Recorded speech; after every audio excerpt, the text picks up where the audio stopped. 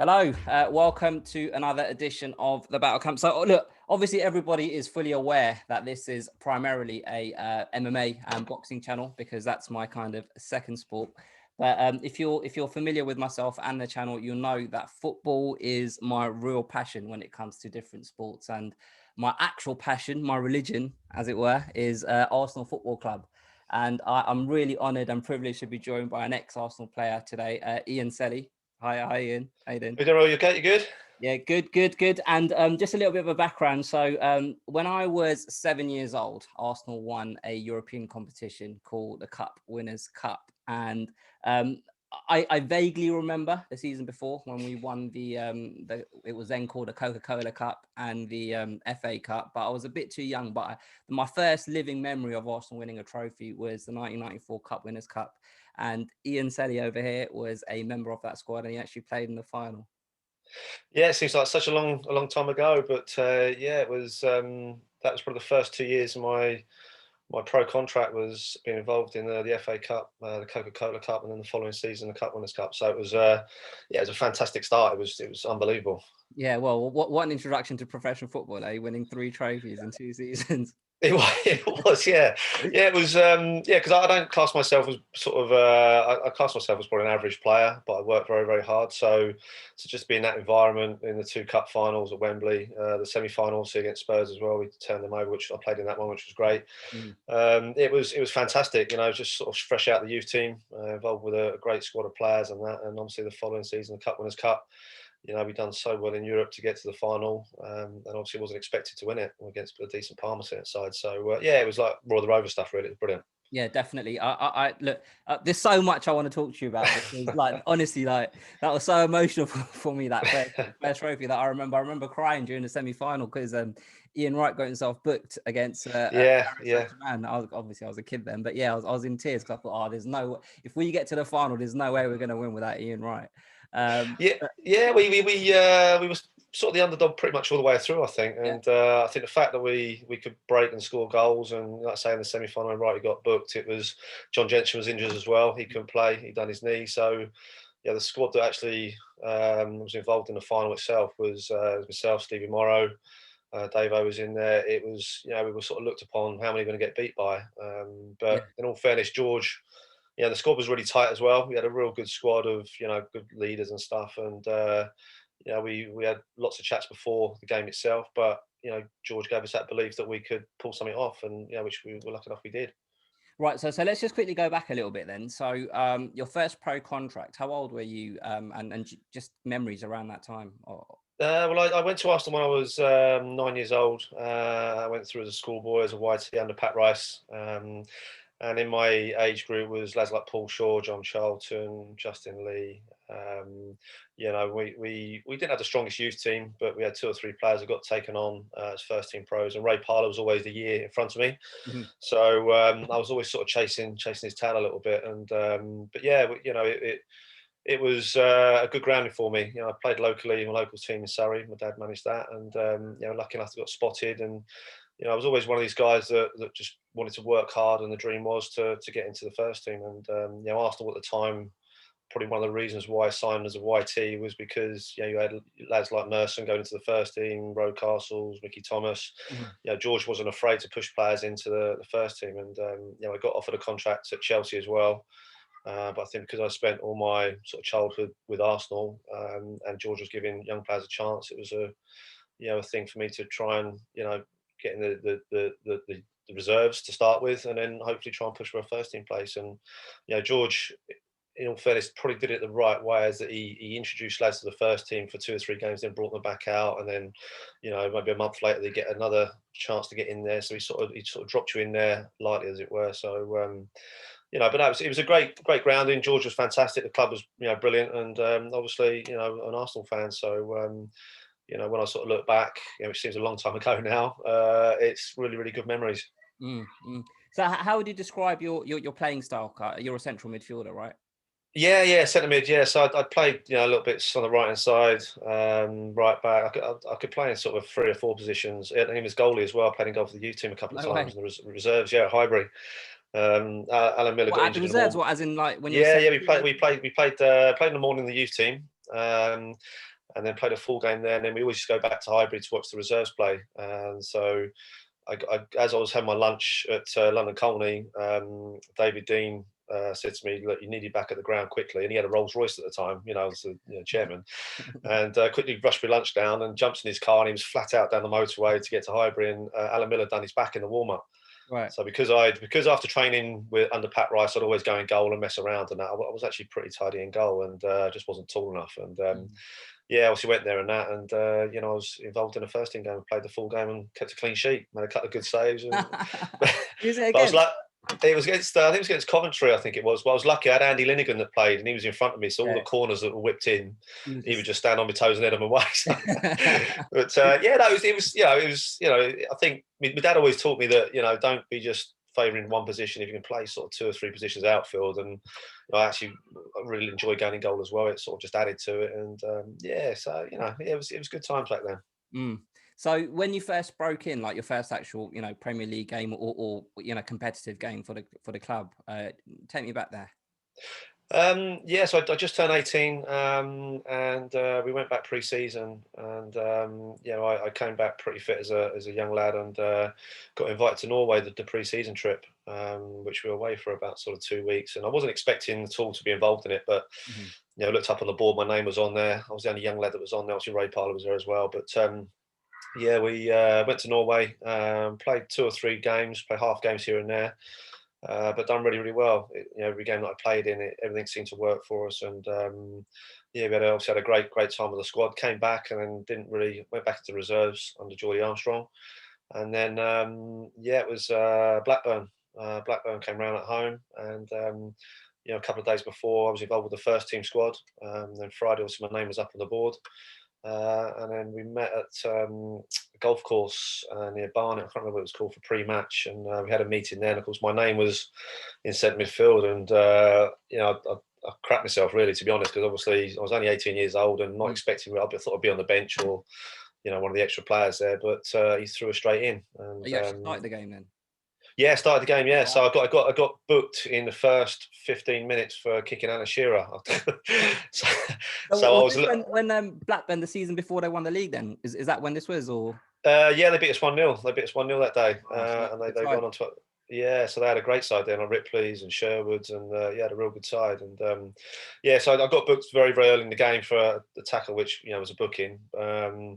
And did okay. Didn't really, when I look at the game, watched it back a few times, the years and stuff, never really had too much of an impact in it, but never really done anything wrong. And then George took us obviously back to reserves again, played a few more games in there, and then there was a few injuries, and the semi-final, the FA Cup, I think it was, against Leeds. And travelled with the squad there, and managed to get a full game there, which obviously won 3-2. So hold on. So the game against Blackburn, that was kind of what? That was my debut. Yeah, so we lost. Where was that in the season? Was that kind of? That would have been sort of October time, I think. Okay. Right. Yeah. And then I think it was.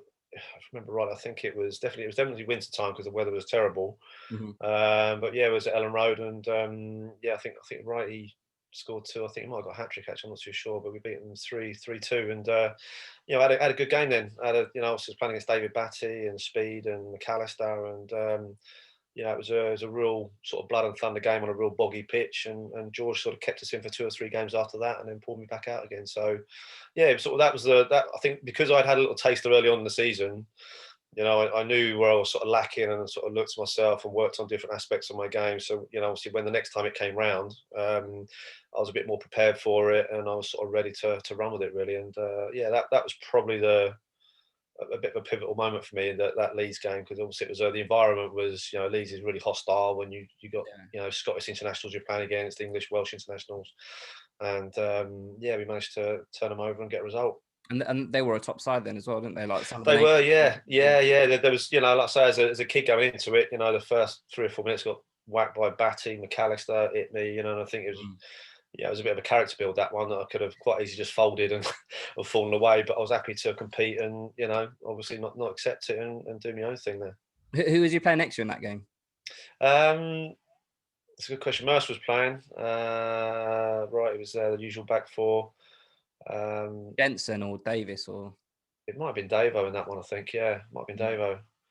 But yeah, like I say, that sort of game probably suited us because the lads we had were quite aggressive and were up for a bit of a ruck, and the weather was awful. It was freezing cold. The pitch was boggy.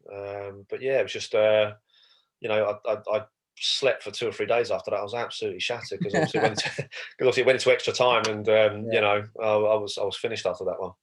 So it was a cup final, but it was at Elland Road. Sorry, cup semi final, but it was at Elland Road. So it wasn't at a neutral ground then. No, that was at Ellen Road, that one. Okay. It just seems like a long time ago now. You sort of Yeah. look at the players, and to all fairness to a lot of the lads that were involved in that, they stayed with when I got released and moved on. Obviously, a lot of them boys stayed and had decent careers under Arsene Wenger. So, but, just to be involved in something like that and getting into a final and was in my first season was unbelievable. So who in the actual squad kind of like was your mate, and like who kind of advised you and helped you along the way in that? To be fair, they all different times of the season they all did. I was obviously living in Surrey at the time, and a lot of those guys lived up in Hertfordshire. So I had sort of the lads I grew up, like Paul Shaw, Paul Reeves, with my sort of age group. We all sort of went into the first team squad, as it were. So I sort of hung around with the younger lads, like Kevin Campbell was always, but they were always. I think the thing with Arsenal, when you're a kid, because you've done all the cleaning the boots, the cleaning the bath, the changing rooms, like it was a hard life for 2 years. You're sort of away from home. I was in Diggs for 2 years in Barnet, and you've got to grow up pretty quickly. And you sort of, when you do sign that first team contract, even though it wasn't on, I think it was 200 quid. Everyone was on the basic was 200 for the first year pro.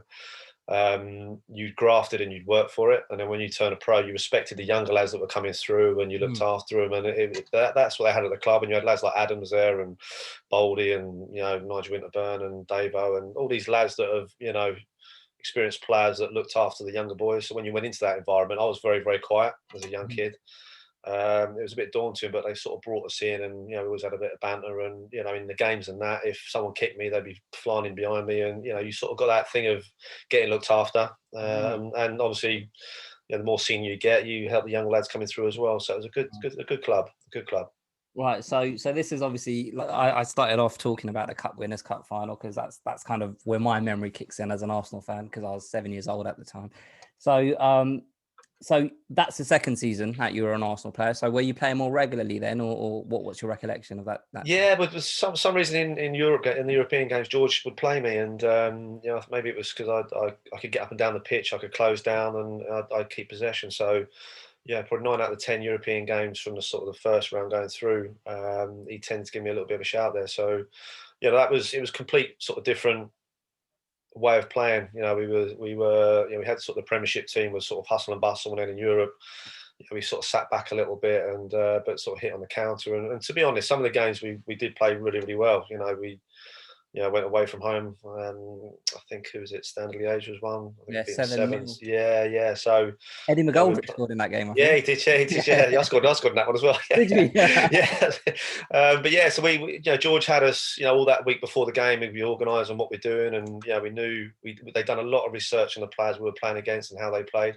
So we sort of, we'd have meetings, up to the lead up to the games where you're in a room and you know the guys, by first name terms pretty much by the time the game kicks around. The reports you read individually about the players you're playing against. So that sort of work that went on obviously would take up a lot of time, but George was hot on that, and it really sort of helped us within those games.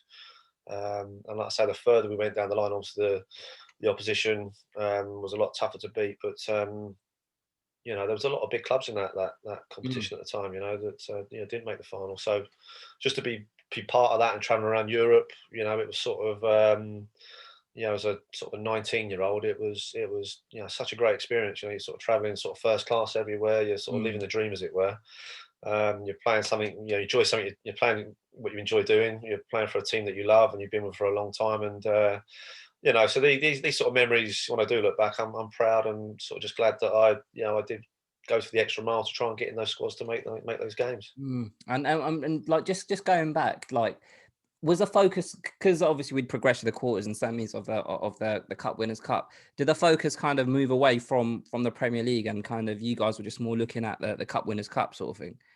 It probably did. It probably, the atmosphere and the European games seemed to be so much noisier and buzzy around the place. Where the Premiership games, obviously, there was always an atmosphere, Mhm. but probably the European games was quite special. So always Highbury always seemed a little bit different when the European games were there. You had sort of opposition that were high class opposition coming to play, which had Yeah. superstar players. PSG when they came, what team they had? There's the Brombies that came that were decent. There were so many good sides that we were playing against, and you had to, the fans raised their noise by 20-25%. So as a player, when you get on the pitch, every game in that tournament was pretty much a cup final. So you had to give of your best and give everything you could. And fortunately for us, I think we scraped through a few times, but managed to beat a top class team in the semi final, PSG, and then we went on to beat Parma in the final. So just on PSG then. So just name some of the names that played for them at that point. Valdo was one Mhm. that was number 10. As a player, when we'd done the talks beforehand, George Graham couldn't, he wouldn't say one negative thing about it. And all the lads were sort of looking around in the room, sort of thinking, we need sort of two lads to mark him. But Ginola, Yeah. they had a real good quality outfit. And I think Their when players. we, yeah. When we went to, I think it's a Park the Princes, I think their ground was. Mhm. We sort of went there and we put in a very, very good performance. So when we What come was the back to, instruction from George Graham like before the game? Because that was the it first was, leg, wasn't it? Or was that the second? yeah, I think George has expected the lads that play to to work their socks off, and his thing was if to not give players space and time in certain areas. So we always had Ian Wrights up front and Kevin Campbell's that could score goals with a bit of pace, and we defensively we were at the back four that had been there for Yeah. donkey's years and carried on. But they were so well organised, and the lads in front, like myself, in front of them, the talking that goes on behind, shutting spaces down, and when I've gone to other clubs, and I'm obviously a coach now, but it's so when you sort of set a back four up, the communication is key to where midfield players go in front, because the new generation of players, the last 10, 15 sort of years, tends to drift into little pockets and all that sort of stuff. It's the back four, and obviously Dave Seaman had a huge part to play in it, just to organising the team, and we'd always been sort of very close unit, as in socially the team would always be together, everyone would be together, training, everyone stuck by each other, and George has sort of created that real good atmosphere that Mhm. it was never over and you'd always have a chance. And sometimes going onto the pitch when you see the lineup, you were sort of how are we going to do this? We've got Ian Selley and Stevie Morrow, and players that aren't the top end players, Mm-mm. but we managed to do our jobs in sort of nullifying the opposition, and the creative lads we had, like the Mercies and that, would create chances. And like I say, we scraped through a few games which could have gone the other way, but we rode our luck a little bit, and obviously to get to the final again was against another unbelievable team. The press gave us no chance basically, especially with Yeah. lads like Ian Wright and John Jensen that were out injured. So again, it was the same sort of format. We've done a lot of pre-match meetings, and we worked on how they played and how we could hurt them, and it was all sort of work that gone in the back room that really helped us on that day, I think. So that was the game plan. So moving to the actual final now. So we beaten PSG in the semi, and then it's Parma in the final. Again, the names that Parma had, they were like nowadays, they definitely just be a Champions League club, like because in them days Yeah, it was the 100%. top four. Yeah. Spreelers, Brolin, Zola. Yeah. The squad they had was, we sort of laughed and joked about it in the change room that when George done the team talk, it was pretty much all their players had a cape on their back, Superman. But it was sort of it was said sort of tongue in cheek that was sort of, and he had this little thing that would sort of roll the squad players, our players up as well, to sort of don't be dominated by someone. He's the best player in the world at that position, but you know what, you've got a chance to try and destroy him today and upset him. Mm. And fortunately we scored fairly early in that game. We defended a lot, 80% of it, 90% of it, but and I actually saw the game the other day, and a couple of saves Dave Seaman made, unbelievable. Brolin hit the post early on. It could have so easy gone the other way, but in all fairness, with the crowd that we took to that game, they made a a huge difference as well. You know, a lot of stuff on Twitter that I see is about that memory in, you know, in Copenhagen on that night, and you know, it sort of brings it all back how important the crowd can be sometimes. You know, Mm, mm. but yeah, overall it was a fantastic experience. You know. Did you play the full 90 in that game? I did, yeah. I was absolutely exhausted. My job basically was, you know, shutting people down, and all we seemed to be doing was shuffling across the pitch, trying to block passes through to front men, and it was, yeah, it was a lot of work. I remember, yeah, that game, everyone was after the game, everyone was celebrating. I just could barely walk. You know, I was so tired.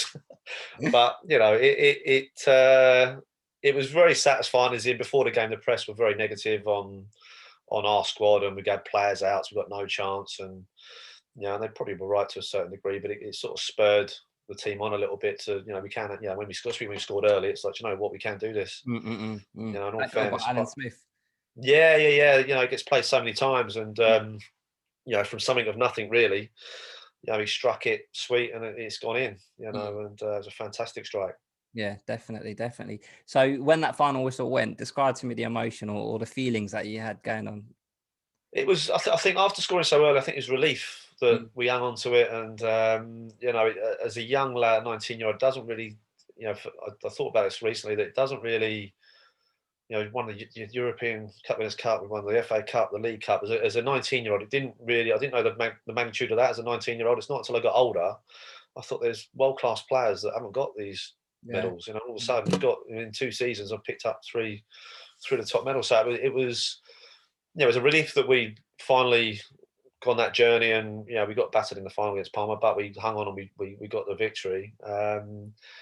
And it was, yeah, it was just an unbelievable experience in the change room. You know, it was, you know, obviously everyone was so happy. I had to go for a urine test. oh, You know, they picked two or three players, and I was so dehydrated that yeah, the bus was waiting for me there for about an hour and a half. We obviously had to get a flight home, and I just couldn't go, and I was drinking all these pints of water, yeah. and it took an hour and a half for me to go. And of course, when I got on the coach, I was going every 10 seconds. But no, you know, obviously you know, the beer was flying, the booze was flying on the coach, everyone was singing. You know, it was the same with the journey home on the plane. You know, the wives and girlfriends were on the plane going back Mm, back to Stansted, and yeah, I think that was on a. If I remember, it was on a Wednesday night. And I think we yeah. had Newcastle on the Saturday. I think Okay. that the Saturday game was obviously a complete null and void. Yeah, You know, yeah, got yeah. destroyed by Newcastle, Mm, but yeah, no, it was you know, it's just and the things nowadays, all the stuff on YouTube, it's always got parts of the game which you can flip back on, you know, yeah. and just remind yourself, you know, the good days, you know. But yeah, it's fantastic. Well, yeah, look, I got to show you this because I remember when I was a kid, my dad always used to bring the Daily Mirror home, and I don't know if you can see it, but this is the newspaper from the day after we won the cup. So I've kept Oh, this. I've kept this since I was 7 years old. I was looking at the date. I don't know if you can see it properly, but it's from 1994. So blimey, I think my dad's got that somewhere as well. A little, oh, really? yeah. I think he collects all the papers. That's yeah.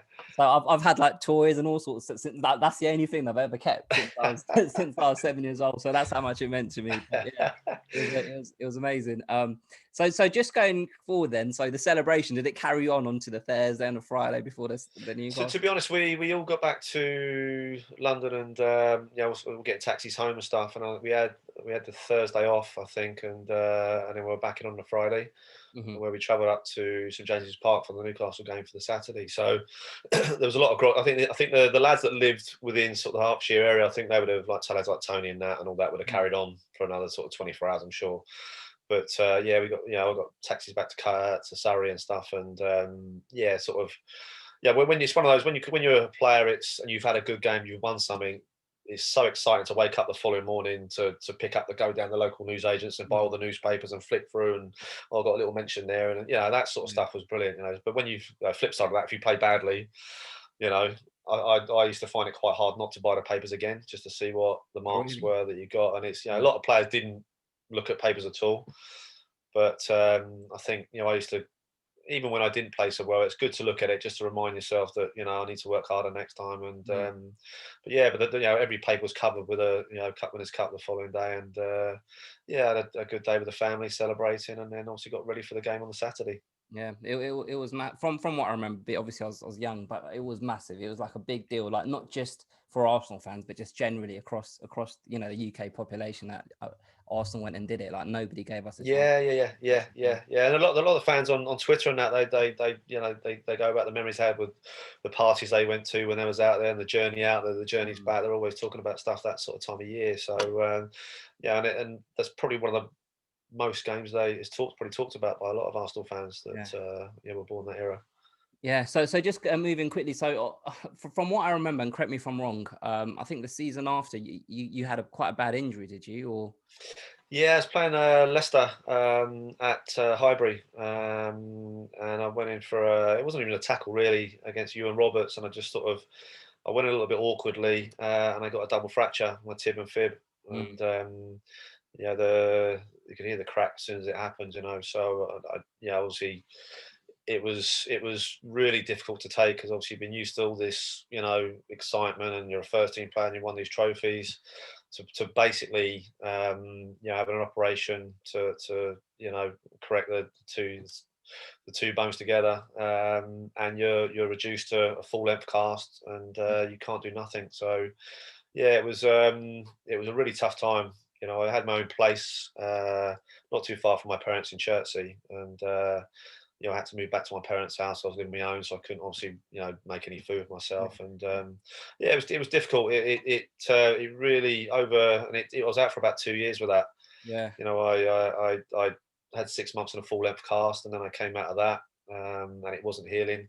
So they put a pin down my tibia, and screwed it. And after a month, I had an infection, and I when I had the pin put down, I moved back to my own place, and my dad came round to see me one day, and I'd lost, good. I wasn't big anyway, but I lost a good stone in weight, and my shin basically had just swollen up. I had like a golf ball, sort of not golf, a cricket ball on the side of my shin.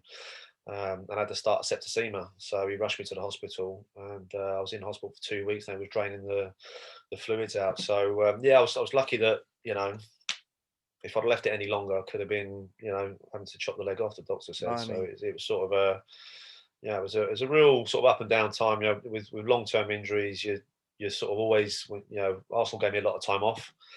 So I had a local pub around the corner for me, which my mate was the landlord. So I go in there for a beer at lunchtime and a bit of lunch, go back up, back to my mum and dad's, and then bored again, I'll just nip down there again. And it's sort of a bit of a roller coaster. And after a period of time, I had to sort of really step away from that, and sort of focus on sort of rehabbing properly and looking after myself, and trying to get myself back as quick as I can. But initially, it was that shock of I couldn't even open the door for myself at the time. I couldn't. I was in a full length cast. It was really hard. And people, fans don't see that side of the game. They always see the stuff you see on TV, but sort of when players are out long term, it's really hard to accept. So in that 2 year period, so like what was the club doing in terms of supporting, and you just kind of They sent me and my girlfriend to a health club for a week, which up in Hertfordshire, which was amazing. But I was in a full length cast, so I couldn't really. She loved it, getting the full game? and then I was probably, my dad was a taxi driver, so the club were, he was taking me to Harley Street to see the surgeons, and because I had so many problems with it, and he would take me up probably twice a month to London Colney to see Gary Lewin. But it's quite hard to sort of, if you're at a training ground and you're in a gym. I obviously broke my leg twice in my career.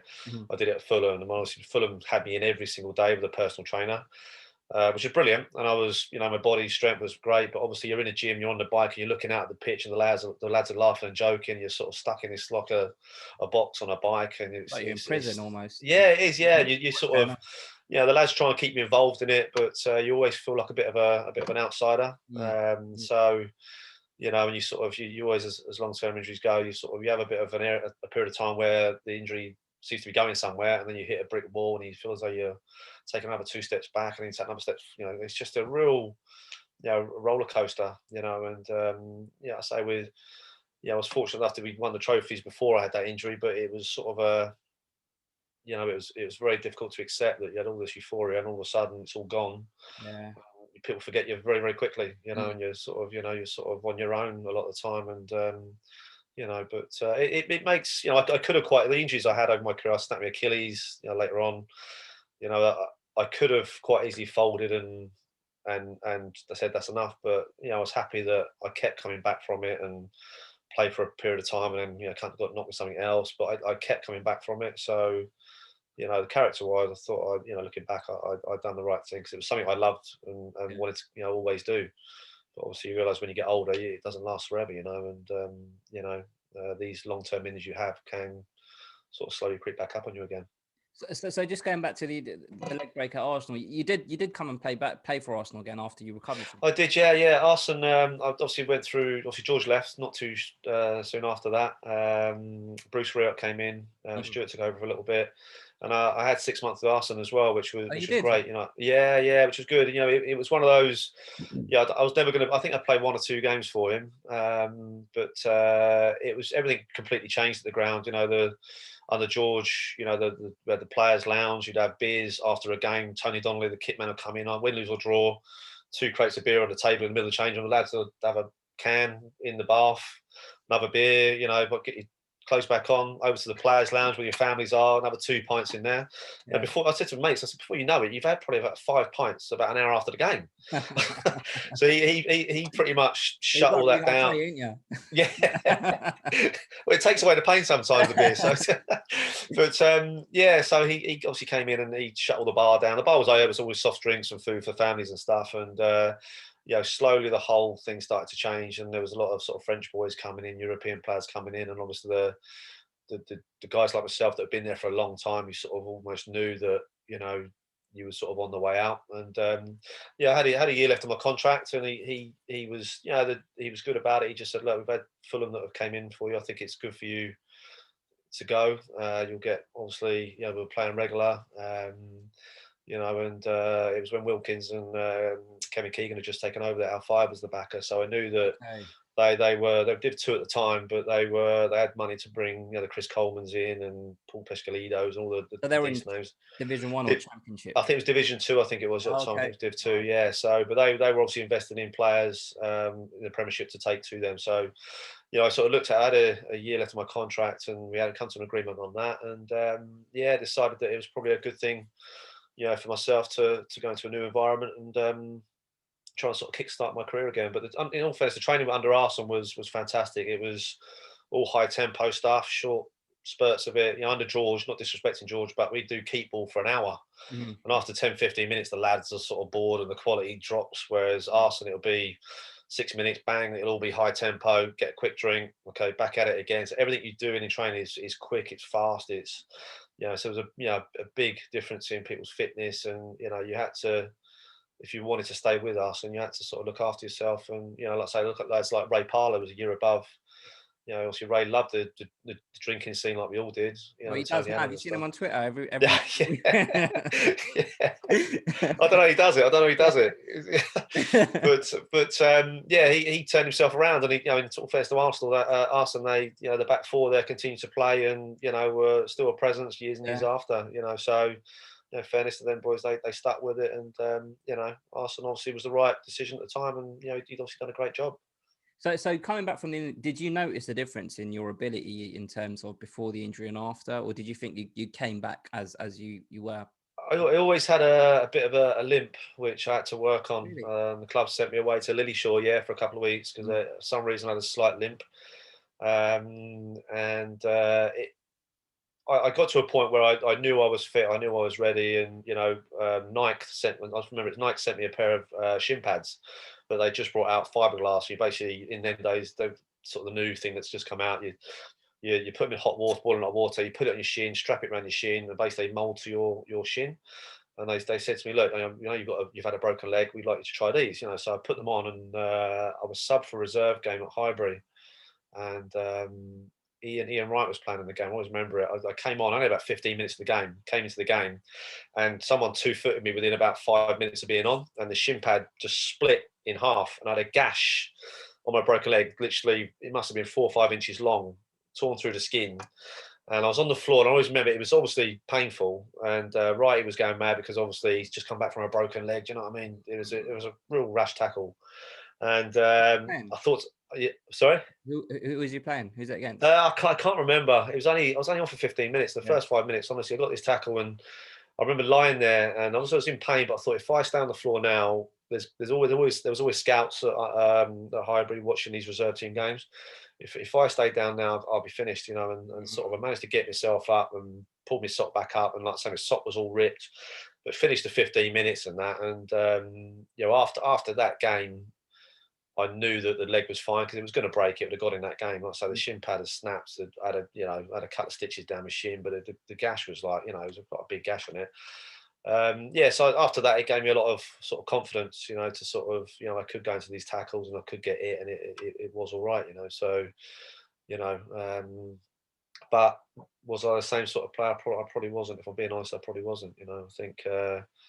You know, maybe a lot had gone on whilst I was injured as well. You know, so I sort of went to a point where, you know, I was drinking too much than I should have done, and you know, the environment I was in with my mates at the time were great lads. You know, it's just we go down to the pub, and it was the pub, and you know that wouldn't have helped me as well. You know, Mm. but yeah, I managed to get myself fit, and I got myself back to normal as I was, and unfortunately I got sold to Fulham.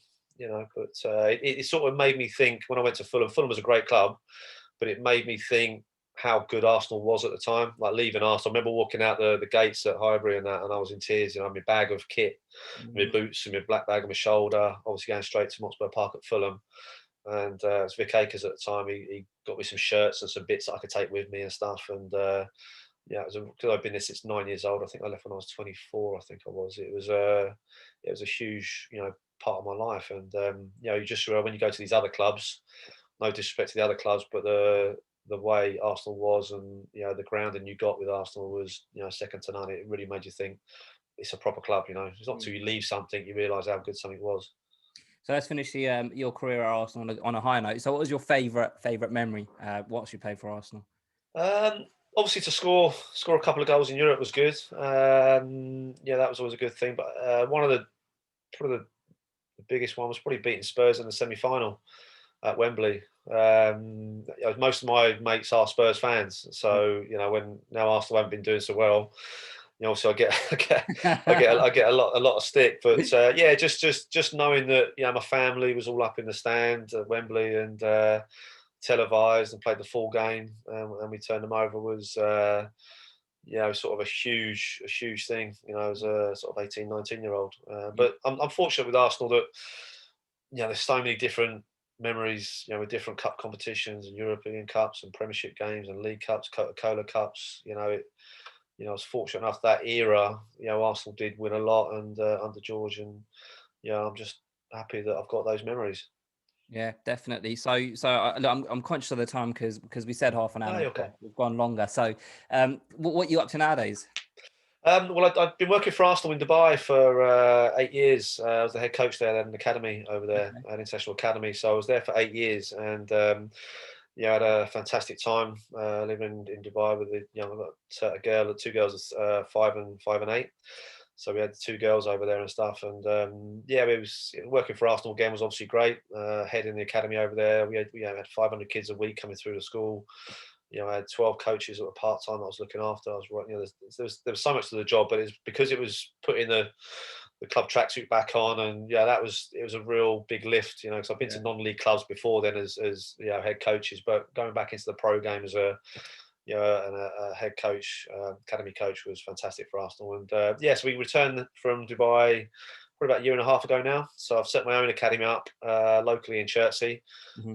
last year, which we sold out really, really quickly, and it's sort of gone from strength to strength. I've just taken over as joint manager with Sandhurst Town Okay. in the lower leagues, so it's not wasn't the level that we were looking to go in at, but the club, you know, has invested money in new training grounds and.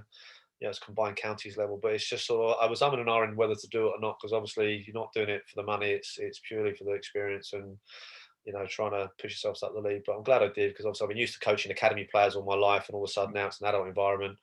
Obviously things are a lot different. So but yeah, I've been doing that for the last 4 or 5 months, on and off, obviously because of lockdown, Yeah. Okay. and doing the comms for Arsenal for the Arsenal games as well. So I've done quite a few of those Is over that the for the last year. website? Is it? It's for it gets sold to the Middle East. Oh, So Yeah, Perry Groves does it. David Hillier does it. Nige does it as well. So yeah, we're also doing it remotely at home now, and it's it's been quite hard, this season commentating on Arsenal because they've not been particularly good. But Mm. it's enjoyable just to be back involved in that and giving an opinion and sort of working again along with the club. It's been good. So just finally, just touching on the current Arsenal team, and there's so many areas that we're lacking in. What in your opinion, what is kind of the main thing that we need to change to kind of? I know it's a difficult question to answer. What do we need to change to kind of bring us back to where we belong? I think it's some big changes there. I think I like Arteta, and he's been questioned a few times. Which I understand that totally, but I think the players that he has there just aren't up to it. I just don't think they're, as a squad, they're anywhere near where they should be, and that could be down to recruitment from people upstairs that aren't recruiting over the last sort of 5 6 years, which players to bring in. But if you look at the current squad, I know when I did the Man City game, I think it was last month. And you look at the squads when you put them side by side, and that's so far apart. It's even the subs on the Man City bench, they'd all get into the Arsenal first team, Mm. and there's not many. I'd probably say maybe one, two that maybe even get close to the Man City team. So, I think I like Arteta, and I think I was disappointed with the team that he put out the other day.